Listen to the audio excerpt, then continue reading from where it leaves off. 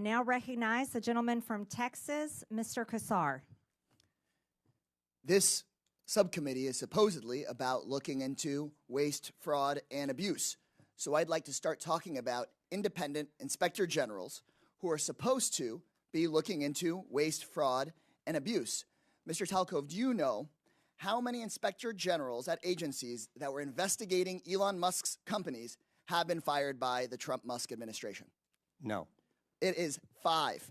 Ms. Royal, the Inspector General of the Department of Labor had 17 open investigations into Tesla and SpaceX. Do you know what the Trump-Musk administration did to that Inspector General? No. They fired him, and I think y'all know. Mr. Whitson, the Inspector General of the Department of Transportation was investigating Tesla. Do you know what the Trump-Musk administration did to that Inspector General? No. They were fired. The Department of Defense's Inspector General was looking into SpaceX. Mr. Hedler, do you know what the Trump-Musk administration did to that Inspector General? I believe he was fired. Thank you. I think everybody on the panel knows what the answer to these questions were. The U.S. Department of Agriculture Inspector General was investigating Musk's Neuralink. Mr. Talcove, now I'll ask you again under oath, do you know what Mr. Trump did to that Inspector General that was looking into one of Musk's companies? No. He was fired. The Inspector General at the EPA was repeatedly taking on Tesla. Mr. Hedler, since it seems that you're answering the questions that everyone knows the answer to, do you know what the Trump-Musk administration did to that Inspector General? I believe he was also fired. Also fired. At least 5 Inspector Generals that were looking into Elon Musk's companies were fired by the Trump-Musk administration. These Inspector Generals who are independent, protected by law, they are the people that find the waste, fraud, and abuse and found many of the cases of waste, fraud, and abuse that have been brought up today, fired because they were looking into Elon Musk.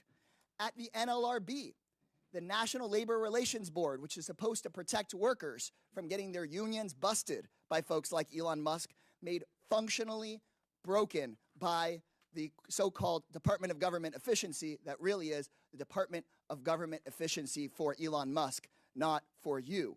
They are trying to shut down the Department of Education, the Department of Labor. You know what Elon Musk doesn't seem to be looking into? His own contracts. Again, I'll ask you, Mr. Talcove, do you know how much money a day Mr. Musk will receive from the federal government for his contracts? No. The answer is $8 million a day. Just last year, Elon Musk was promised $3 billion from close to 100 contracts with the federal government. Ms. Royal, do you know how much the average person in this country who survives on Social Security, one of our seniors who's worked their entire life, about how much they have to survive on a day? I do not. $65 a day. We're not looking into Elon Musk's $8 million a day. This subcommittee, chaired by Marjorie Taylor Greene and the House Republicans, is looking into your grandmother's $65 a day. Let me be clear.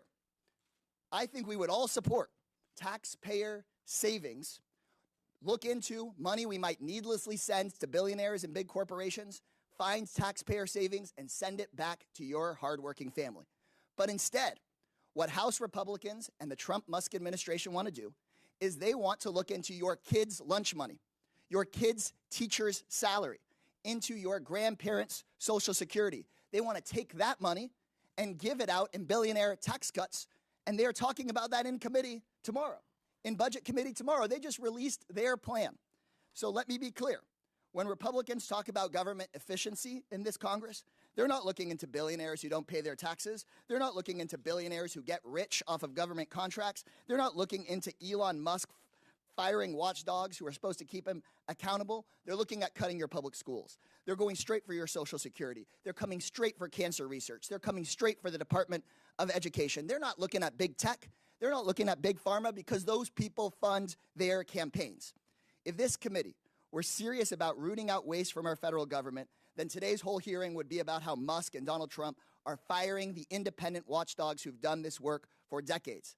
Instead, my Republican colleagues' actual goal on this committee is to distract from Trump and from Musk's corrupt war on accountability. This will not be a subcommittee dedicated to making government efficient for everyday people. It's about helping Elon Musk and Donald Trump be as efficient as possible and robbing our government and handing out our government services to the rich. So this seems that this subcommittee is just The going to be gentleman's like the time is agency it's named expired. after, The gentleman's sham. time is expired. a total sham.